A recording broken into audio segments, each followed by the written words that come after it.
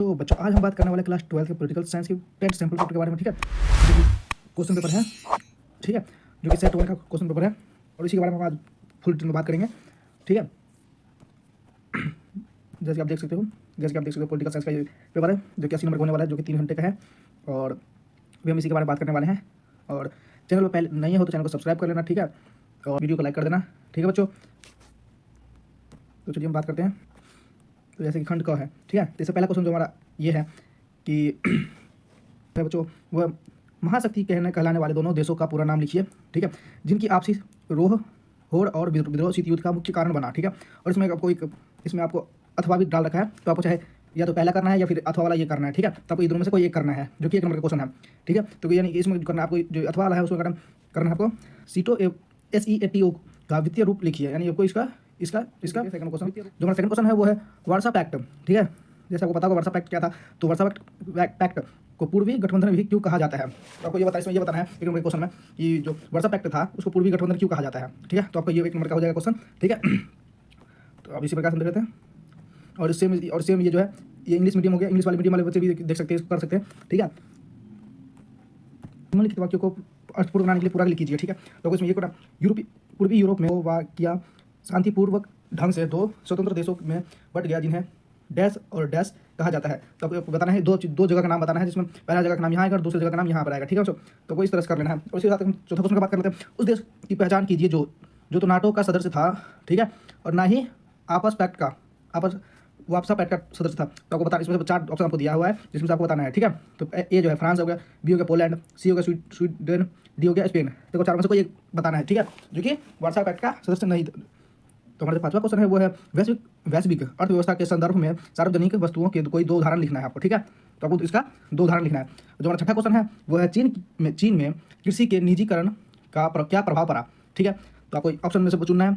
ए ग्रामीण उद्योग की तिथि धीमी पड़ गई, व्यक्तिगत बचत में कमी आने लगी, ग्रामीण आय के लेखन बढ़ोतरी हुई, विदेशी व्यापार में उत्खनन वृद्धि हुई। तो आपको ये 4 में से कोई एक वो करना है आपको। ठीक है, चल देख लेते हैं 7वां क्वेश्चन जो हमारा है। 7वां क्वेश्चन देख रहे हो जो कि 1 नंबर का है। 1987 में भारत ने अपनी शांति सेना IPA को श्रीलंका में क्यों भेजा था। तो आपको ये बताना है 1 नंबर में। ठीक है, हमारा 8वां क्वेश्चन है मानव अधिकार को अंतर्गत किन्हीं 2 राजनीतिक अधिकारों के उदाहरण दीजिए। ठीक है, एक बार आप सुन लीजिए, मानवाधिकार के अंतर्गत किन्हीं 2 राजनीतिक अधिकारों के उदाहरण दीजिए। तो आपको ये बता देना है। ठीक है, 9वां जो क्वेश्चन है वो कौन से देशों को तीसरी दुनिया कहा जाता है। तो आपको बताना है बच्चों ये कौन सा देश है जिसको हमें तीसरी दुनिया के नाम से जाना जाता है। तो इस प्रकार से आपको बताना है। ठीक है, हमारा इसी के साथ हमारा जो 10वां क्वेश्चन है, तो 10वां क्वेश्चन जैसे कि 10वां क्वेश्चन जैसे कि है वैश्वीकरण से संबंधित निम्नलिखित में से कौन सा कथन सत्य है। ठीक है बच्चों, तो आपको ये बता देना। इसमें ये हो गया आपका जैसे कि इसमें इन देशों के बीच शत्रुता में कमी आई है, संयुक्त राष्ट्र का महत्व कम हुआ है। सी हो गया आपका इससे उपभोक्ता के लिए चयन के विकल्प बढ़े हैं। डी इनमें घातक बीमारियों का प्रसार में कमी आई है। ठीक है, तो आपको ये 10 4 में से कोई एक चुनना है बच्चों। ठीक है, 11वां क्वेश्चन देख लेते हैं। विभाजन के समय भारत की किस देशी सियासत रियासत के शासक को निजाम कहा जाता था। ठीक है, तो आपको ये बताना है। ठीक है बच्चों, और सेम इसी प्रकार से जो हमारा क्वेश्चन था ये हो जाएगा। तीसरा का इंग्लिश मीडियम वाले को लिए है। चौथा को ये हो जाएगा। ठीक है, 5वें का हो जाएगा, 6वें का हो जाएगा, 7वें का, 8वें का, 9वें का, 10वें का और 11वें का क्वेश्चन सब इंग्लिश में है यहाँ पर। ठीक है, तो अभी हम बात करने वाली जो हमारा 12वां क्वेश्चन है इसके बारे में। ठीक है, को यहाँ पे ध्यान से पढ़ना है क्वेश्चन। ठीक है, किसी भी उत्तर को लिखने से पहले उसको क्वेश्चन जो होता है उसका क्वेश्चन को आपको ध्यान से पढ़ना पड़ेगा, तभी आपको जो है किसी भी क्वेश्चन का आंसर आएगा। ठीक है, तो क्वेश्चन को आपको ध्यान से पढ़ना है। जैसे कि स्वतंत्रता के बाद हमारे नेता भाषा के आधार पर राज्यों को पुनर्गठित करने की तैयारी क्यों नहीं थे। ठीक, जबकि कांग्रेस द्वारा यह निर्णय पहले ही लिया जा चुका था कि राज्यों को पुनर्गठित भाषा के आधार पर ही होगा। ठीक है, कहने का मतलब यह बच्चों कि जो हमारा राज्य था वो मतलब भाषा के आधार पर बटेगा। ठीक है, विभाजन होगा भाषा के आधार पर। तो कोई इसका आंसर आपको लिखना है इसमें। 1 नंबर क्वेश्चन तो आपको ज़्यादा नहीं लिखना पड़ेगा। ठीक है, तो 1 नंबर का आपको पता ही है कि कितने शब्दों में लिखना है, तो ऐसी प्रकार से आपको लिखना पड़ेगा। ठीक है, तो हमारा 13वां क्वेश्चन है वो एक उदाहरण की सहायता से दर्शाइए कि जवाहरलाल नेहरू ने एशियाई एकता के लिए प्रयास किए। ठीक है, आपको एक ही शब्द में बताना है कि जो हमारा जवाहरलाल नेहरू था वो एशियाई एकता के लिए क्या प्रयास किया था। ठीक है, तो आपको ये बताना है। इसी के साथ हमारा जो 14वां क्वेश्चन है वो अगस्त 1971 में भारत और सोवियत संघ के बीच हस्तक्षेपित शांति और मित्रता की 1968 में हुए लोकसभा तथा राज्य विधानसभा सभाओं के आम चुनावों के परिणामों ने कांग्रेस पार्टी को हराया। ठीक है, धक्का पहुंचाया। ठीक है, राजनीतिक भूकंप कहे जाने वाले इसे धक्के के लिए उत्तरदायी प्रमुख कारण का विश्लेषण कीजिए। ठीक है, तो आपको ये बताना है कि जो फरवरी 1967 में ठीक है, जो कांग्रेस पार्टी जो विधानसभा चुनाव में जो जो कांग्रेस पार्टी हारा था उसका वो विश्लेषण वो करना है। ठीक है, तो इसी के साथ आप देख लेते हैं 16वां क्वेश्चन। तो जैसे कि 1975 में लागू आपातकाल के दौरान गई थी, इस कथन को पुष्टि हेतु इस प्रकार के 2 उदाहरण लिखिए। ठीक है, तो इस प्रकार इसका 2 जो आपातकाल का जो है दौरान जो वो लगा था उसका 2 वो लिखना आपको उदाहरण। ठीक है, तो हम 17वां क्वेश्चन निम्नलिखित कथनों को आपको सत्य दोबारा लिखिए, निम्नलिखित कथन को सही करके दोबारा लिखिए। ठीक है, जैसे कि आपको ये हो गया। ठीक है, यहाँ से ये हो गया, तो ये आपको गलत तरीका से लिखा गया, इसको अपने तरीके से पढ़ के सही करके आपको लिखना है। ठीक है, तो आपको ये लिख लेना है। उसके बाद हम देख लेते हैं 18वां क्वेश्चन। ठीक है, जैसे कि निम्नलिखित में से कौन सा कथन ताड़ी विरोधी आंदोलन, यानी ध्यान देना बच्चों, ताड़ी विरोध आंदोलन के संदर्भ में सत्य नहीं है। ठीक है, सत्य नहीं है, आपको ये देखना है। जैसे कि ये हो गया, यह आंदोलन ताड़ी पीने यानी शराब पीने के विरोध था। ठीक है, बिल्कुल सही है। अभी यह आंदोलन घरेलू हिंसा के विरुद्ध था, यानी ये गलत है। यह आंदोलन भूमिहीन निर्धन किसानों के लिए अन्याय पाने के लिए था, यानी ये भी गलत है। ठीक है, डी, यह आंदोलन लैंगिक समानता पाने के लिए था, यानी ये भी गलत, यानी हमारा जो आंसर जो था वो ए सही था। ठीक है, 1900 क्वेश्चन देख लेते हैं। रिक्त स्थान को आपको इसमें जो है हमारा रिक्त स्थान भरना है। ठीक है, जैसे कि देखते हैं 1989 के लोकसभा चुनाव में, ठीक है, डैश पार्टी को राज्य का मुख्य देखना पड़ा और इसके साथ ही भारत को डैश सरकारों का युग शुरू हुआ। ठीक है, तो आपको बताना है किस पार्टी का वो हुआ था और किस प्रकार पार्टी का युग चालू हुआ था, मतलब आरंभ भी हुआ था किस पार्टी का। अपना 20वां क्वेश्चन देख लेंगे। 1971 के लोकसभा चुनाव में के पश्चात किस अंतर्राष्ट्रीय घटना के इंदिरा गांधी को की। ठीक है, तो आपको इसका आंसर बता देना। 20 क्वेश्चन आपको 1 नंबर का यहाँ पर हो गया है। ठीक है बच्चों, अब यहाँ से सेम 12वें क्वेश्चन से लेके 20 क्वेश्चन तक का आंसर आपको इंग्लिश मीडियम वाले बच्चों के लिए है। तो आपको यहाँ से देखिए आपको करना है इंग्लिश वाले मीडियम बच्चों। ठीक है, तो यहाँ से हम बात करने वाले खंड ख के बारे में। ठीक है, जो 21 नंबर का 2 जो कि 21वां क्वेश्चन है, 2 नंबर से यहाँ से हमारा 2 नंबर का क्वेश्चन यहाँ से हमारा चालू हो जाता है। ठीक है बच्चों, 21वां वो है शॉक थेरेपी। ठीक है, जैसे आपको पता ही होगा शॉक थेरेपी क्या होता है। ठीक है, तो इसका आंसर आपको बता देना, लिखना है। देखो जैसे 2 नंबर का क्वेश्चन तो ज़्यादा से ज़्यादा। ठीक है बच्चों, देखिए शॉक थेरेपी को कष्ट प्रदत्त संक्रमण की प्रक्रिया क्यों माना जाता है, कोई 2 कारण उजागर कीजिए। तो उसके कोई आपको वो उदाहरण लिखना है। ठीक है, उसके 2 हमारा 22वां क्वेश्चन है, बस निम्नलिखित तथ्यों को स्तंभ बी में दिए गए स्तंभों को मिलान कीजिए। तो आपको ये जो देखो जैसे कि ये जो है ये यानी ABCD जो है आपको सामने इसमें आपको मिलान करना है। ठीक है, तो आपको देख लेना, आपको देख लो सही तरीके से देख लो कैसे मिलान करना है। आप खुद कर सकते हो पढ़ के। ठीक है, जल्दी कर लो। तो हम देखेंगे यहाँ पर 23वां क्वेश्चन। ठीक है, जो कि यहाँ पर 23वां क्वेश्चन है, इसमें भी आपको खंड ग है। ठीक है, 1967 के बाद, ठीक है, 1967 के बाद इंदिरा गांधी द्वारा किए गए किन्हीं 2 सुधारों का वर्णन कीजिए। ठीक है, जो आपको इसमें बताना 1967 में इंदिरा गांधी द्वारा जो सुधार किया गया था। ठीक है, तो इनकी आपको 2 उदाहरण लिखना है। ठीक है बच्चों, अब इसके साथ जो हमारा 24वां क्वेश्चन है वो क्षेत्रीय विकास के एक हथियार के रूप में, ठीक है, आसियान शैली के किन्हीं शक्तियों की वर्णन कीजिए। ठीक है, तो आपको चाहे 24वां का ये कर लेना है, चाहिए अथवा दे रखा है अथवा वाला कर लेना है। ठीक है, अथवा हो गया आपसी सहयोग के विकास और विकास के संगठन, ठीक है, के रूप में यूरोपीय संघ की किन्हीं 2 शक्तियों की का वर्णन कीजिए। तो आपको चाहे ये 24वां आता हो चाहे इसका अथवा वाला, तो दोनों में से जो आता आपका वो आप कर सकते हो। ठीक है, आपका ये ऑप्शन है। तो इसी के साथ हम अपना देख लेते हैं 25वां क्वेश्चन। ठीक है, 25वां क्वेश्चन, स्वतंत्रता के पश्चात प्रथम 3 आम चुनाव के कांग्रेस पार्टी ने प्रभुत्व के किन्हीं 2 कारणों को स्पष्ट कीजिए। ठीक है, तो आपको ये कर लेना है। 4 नंबर का क्वेश्चन हमारा ये है। ठीक है, जो हमारा 26वां क्वेश्चन है, ठीक है, भारत की विदेश नीति के निम्न में जवाहरलाल नेहरू की भूमिका का मूल्यांकन कीजिए। ठीक है, वो ये 4 नंबर में लिखना है। ठीक है, जवाहरलाल नेहरू को जो भारतीय जो विदेशी नीति था उसके मतलब जवाहरलाल नेहरू का क्या कहना था, तो ये इसके बारे में आपको लिखना है। जम्मू कश्मीर के सबसे संबंधित अनुच्छेद 370 को हटाया सीमा तक न्याय संगत है।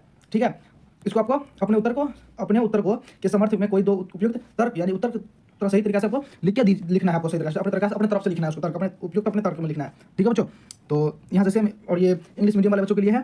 ठीक है, 27वां क्वेश्चन तक। तो यहाँ पर हम देख लेंगे खंड ड देख लेंगे, घ देख लेंगे, जो कि 28वां क्वेश्चन हमारा है। ठीक है, जैसे कि आपको ये जो चित्र हमें दे रखा है चित्र, तो हमें इसी को देखिए इसका आंसर हमें देना है। ठीक है, जैसे देखो लिखा है, नीचे दिए गए कार्टून को ध्यान से दीजिए और निम्नलिखित प्रश्नों के उत्तर दीजिए। तो ये हो गया हमारा, आपको छोटा दिखाता हूँ।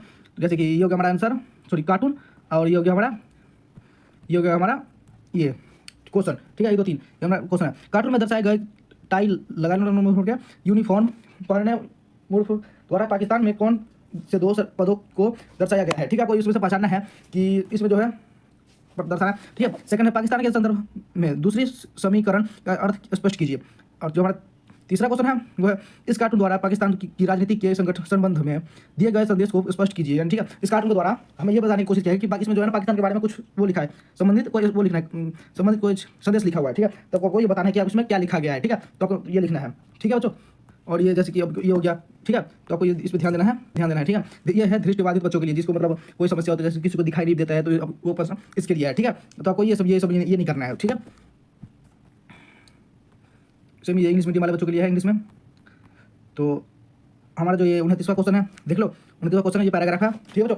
तो आपको देखिए नीचे दिए गए अवतरण को ध्यानपूर्वक पढ़िए, ठीक है, पढ़िए तथा निम्नलिखित प्रश्नों के उत्तर दीजिए। यानी हमें इसको यहाँ से लेके यहाँ तक को, ठीक है, ध्यान से पढ़ना है। और ये ABC ये 3 क्वेश्चनों को हमें उत्तर देना है, ठीक है बच्चों।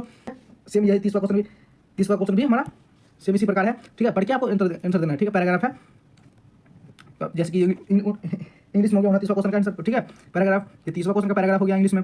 और जो हमारा 31वां क्वेश्चन है, ये हो गया आपका, देखो ये देखो, भारत के लिए दिए गए राजनीतिक रेखा मानचित्र में पृष्ठ 15 पर 5 राज्य को ABCD तथा E के द्वारा अंकित किया गया है, ठीक है। 5 पॉइंट मैप में दर्शाया गया है, ठीक है। ABCD E तक दर्शाया गया है। नीचे दिए गए जानकारी के आधार पर इन राज्यों की पहचान कीजिए और अपनी उत्तर पुस्तिका में इन सही नाम प्रयोग की जानकारी के क्रम पर संख्या के मानचित्र में दिए गए संख्या और संबंधित अक्षर को नीचे दिए गए हैं तालिका में रूप में लिखिए, ठीक है। ये देखो 5 दे रखा है, तो आपको इसमें जो है देखो मैप भरने बच्चों का बहुत सारे बच्चों की गलतियाँ होती है, ठीक है, जो अपने तरीके से भर देते हैं लेकिन बाद में उसका नंबर नहीं मिलता है, ठीक है। तो ये जो है आपका एक सही पैटर्न है मैप भरने का, ठीक है। इसी तरीके से आपको मैप भरना है। तो देखो क्या लिखा है, प्रयोग की गई जानकारी की क्रम संख्या, यानी ये संख्या जो है ये सीरियल वाइज नंबर डालना है। और जो हमारा सेकंड नंबर मानचित्र में संबंधित अक्षर, ठीक है, जो अक्षर हमारे जैसे कि A B C D और E वाला, ये आपको इसमें लिखना है। और जैसे कि इसमें हो गया ए नंबर पर कौन सा राज्य है, जैसे कि हो गया देखो, जैसे कि हो गया बिहार, जैसे ठीक है बिहार, तो ये बिहार जैसे A नंबर पे है, तो A नंबर में आपको बिहार लिखना है। इसी प्रकार से जैसे कि C में हो गया दिल्ली, ठीक है, इसीलिए तो चलिए आगे देख लेते हैं। तो आपको ये भरना है, उसके बाद लिखना है आपको, ठीक है। क्वेश्चन पूछ रखा है, 5 क्वेश्चन पूछा है, 5 पॉइंट है ना, आप 5 पॉइंट क्वेश्चन पूछ रखा है, यहाँ पे देखो आपको बताना है वह राज्य जहाँ सरदार सरोवर परियोजना स्थित है, ठीक है। आपको पहला ये बताना है। दूसरा को बताना है वह राज्य जिसे 1961 में पुर्तगाल के कब्जे से मुक्त करवाया गया था, ठीक है। उसके बाद बताना है वह राज्य जहाँ चिपको आंदोलन प्रारंभ हुआ था। आपको पता होगा चिपको आंदोलन किस राज्य चालू हुआ था, तो आपको ये बता देना। चौथा जो हमारा क्वेश्चन है वह राज्य जो राजीव गांधी लोगों वाला समझौते से जुड़ा हुआ है, ठीक है। पांचवा जो हमारा क्वेश्चन है वह राज्य जो ताड़ी विरोध आंदोलन से संबंधित है, तो कोई 5 नंबर का ये हमें बता देना है इसका आंसर, ठीक है। जो आप भर लोगे तो खुद आपको बता देता है। और ये देखो बता देता दिखा दो, ये हो गया आपका मैप, ठीक है। ये मैप ABCD और ये E, ठीक है। तो आपको बताना है, ये हो जाएगा आपको गोवा, ठीक है। तो इसी प्रकार से आपको बताना है, ठीक है। तो ये हो गया मैप, ठीक है। ये इंग्लिश मीडियम वाले बच्चों के लिए है, सॉरी ये इंग्लिश मीडियम वाले बच्चों के लिए है, ठीक है। ये इंग्लिश मीडियम वाले बच्चों के लिए है जो देखो, और ये देखो, और इसी प्रकार से ये दृष्टिबाधित बच्चों के लिए, ठीक है। तो आपको ये सब नहीं करना, आपको सीधा 32वां क्वेश्चन पे आ जाना है, ठीक है।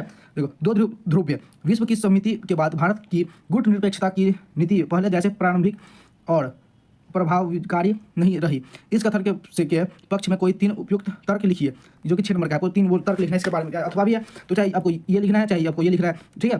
तो आपको ये लिख लेना है, ये भी 6 नंबर का आपको लिखना पड़ेगा। अब जैसे कि हमारा 33वां क्वेश्चन, विश्व की राजनीति को पर्यावरण संबंधित चिंताओं के बारे में सोचने के लिए विवश करने वाले किन्हीं 4 प्रमुख मुद्दों पर वर्णन कीजिए, ठीक है। तो हमारा पर्यावरण उससे संबंधित जो हमारा जो मुख्य चिंता होता है उसके बारे में आपको 4 वर्ड लिखना है, 4 पॉइंट लिखना है। 6 नंबर का ये भी हम, इसमें भी हमें जो है अथवा दे रखा है, तो चाहे आपको ये करना है, चाहे भारत में वैश्वीकरण के हुए किन्हीं 4 प्रभाव का अर्थ पर, ठीक है, वैश्वीकरण का जो क्या प्रभाव पड़ा था उसके बारे में आपको 4 पॉइंट लिखना है, ठीक है। तो आपको ये भी 6 नंबर का मिल जाएगा। जैसे कि आपको 34वां पॉइंट है क्वेश्चन है, के उपरांत भारत के समक्ष उपस्थिति किन्हीं 3 मुख्य चुनौतियों की व्याख्या कर कीजिए। यानी स्वतंत्रता का उपयोग दौरान, यानी स्वतंत्रता होने के बाद हमें उपरांत भारत को जो समस्या थी, भारत की जो समस्या थी, इसके बारे में हमें 4 पॉइंट लिखना है, ठीक है। तो आपको चाहे ये कर लो, चाहे अथवा वाला कर लो, ठीक है वाला, ठीक है। हरित क्रांति यानी कि हरा भरा, यानी पर्यावरण से जो हरा भरा से जुड़ी जो है इनको 4 वर्ड से लिखना है, ठीक है। सेम ऐसे इंग्लिश में भी लिखा हुआ ये है, ठीक है। तो यहीं तक बच्चों ये 34वां क्वेश्चन। तो आपको आई होप आपको ये वीडियो अच्छा लगा हो, तो चैनल पर नए हो तो चैनल को सब्सक्राइब करना और वीडियो को लाइक जरूर करना, कमेंट में बताना कि आपको वीडियो कैसा लगा है, ठीक है। आपको कोई भी डाउट हो तो कमेंट में जरूर पूछ लेना, ठीक है।